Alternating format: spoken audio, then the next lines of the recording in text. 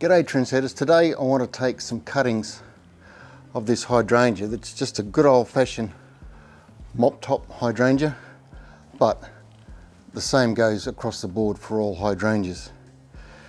Now, as you can see, some of these have got flowers, some haven't. So the one without flowers is where we're going to take our cuttings from. But there's a few things that you would need to have done before you come down here with your secateurs to take your cuttings. The first one is to have all your propagating media prepared, and I've also made a short video about propagation media to give you some idea of what to use and why. Clean your secateurs and sharpen. So I've cleaned and sharpened these. And the next thing is to select your cuttings, which for hydrangeas is mid to late spring. We're getting to the late end of spring, and what you'll be looking for is this year's current growth. So you would have pruned your hydrangea down over winter and all this growth has come up. So all this fresh new growth is just starting to harden off. So it's not soft and sappy anymore, it's just starting to harden, and that's what we're looking for. The other thing is we want a softwood cutting. So this is from here up would be a soft tip cutting. We don't want that. We just want this softwood cutting. 3 nodes is more than enough, and you'll remove the leaves from the bottom part and severely trim the top two to reduce transpiration in your cutting. I'll go through this again when we get back up to where we're propagating, but that's a start. So that's your cuttings about pencil thickness. As I said, 3 nodes, so that's nearly 6 inches worth of cutting. And I'm going to take a half a dozen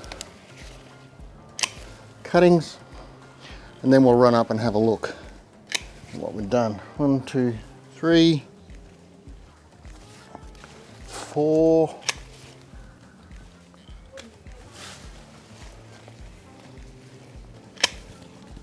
5,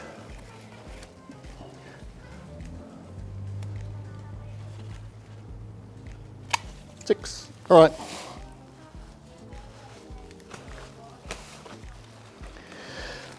We'll take these up to the propagation wheelbarrow. You'll see what I mean in a minute.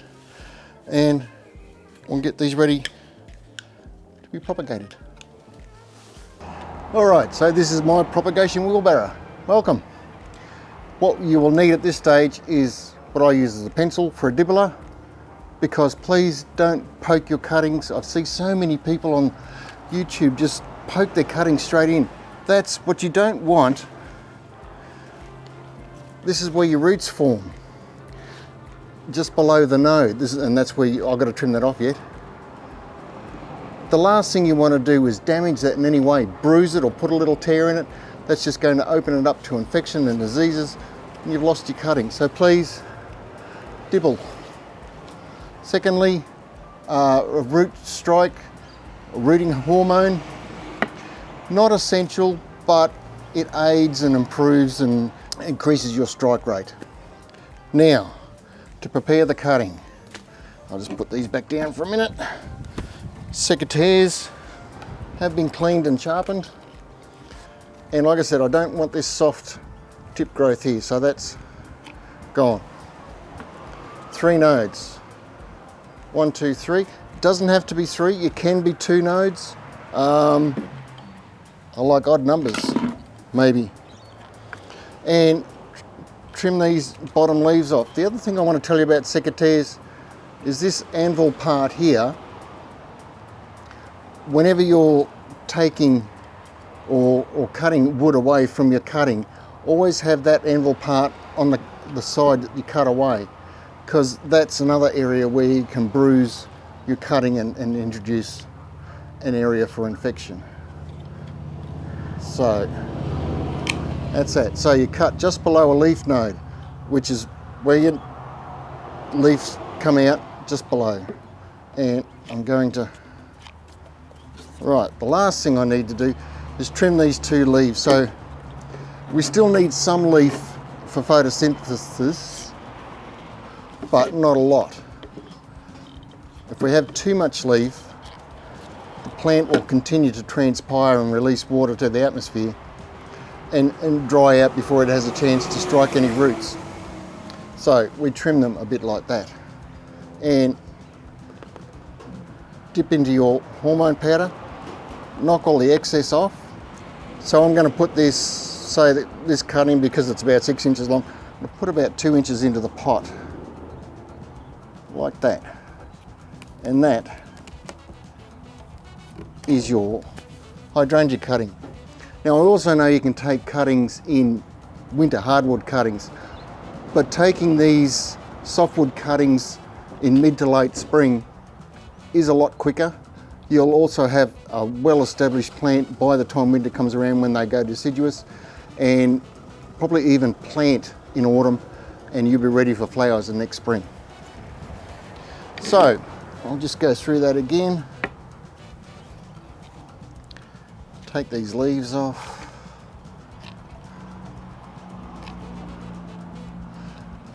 Take the soft tip off.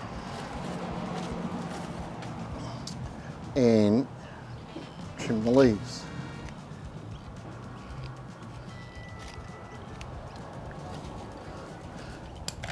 I just want to trim that up a bit because there's about a centimetre there from the leaf nodes to the bottom where I took the cutting from on the plant down below. So we'll just knock that off. So we are right below that leaf node.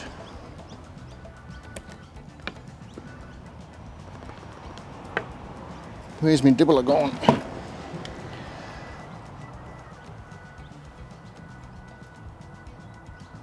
There you go.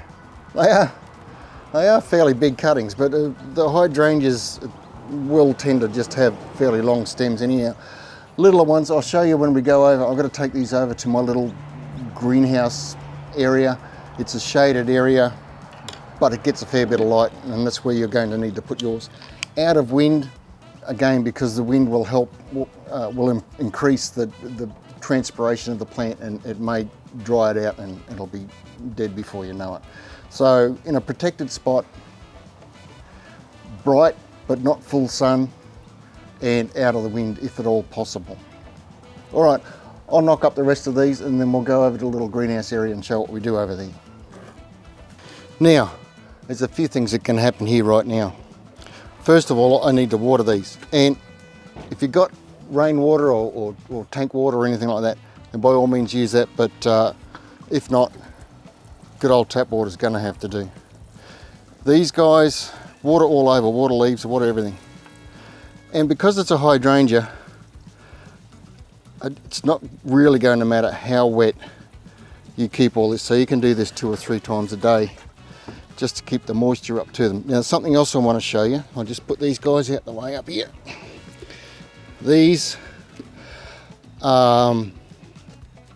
this is a little dwarf white hydrangea that I took cuttings from a couple of days ago, and they are looking really good, but I'll give them a little water first. Because they had a shorter internode distance between the nodes, I have been able to give them a little mini hothouse, just like that. These guys are too tall. I have got these, which I probably could use.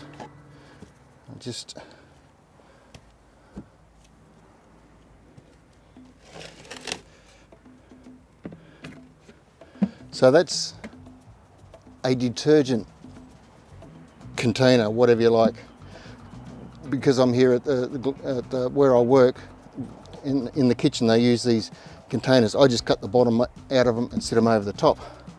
So that's a plan B, but at the moment they are over my dahlia cuttings, so I might have to cut a few more and do that. So that's just an added step.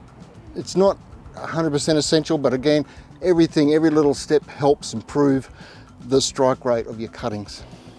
I think I've covered just about everything. If there's anything I've missed or anything you'd like to know, then by all means just let me know in the comments and I'll get back to you for sure.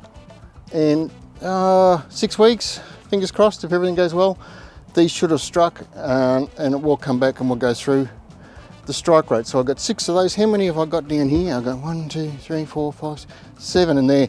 I've also just done a little experiment. There's a one in here, which is just a 2-node cutting without any leaves, just to see if it would strike. It was just a bit I had left over, so I thought I'd bung it in and see what happened. So, there you go. Thanks for watching. I hope you found this helpful in some way. Please like and subscribe by all means. It helps my YouTube world go round, and cheers and bye for now.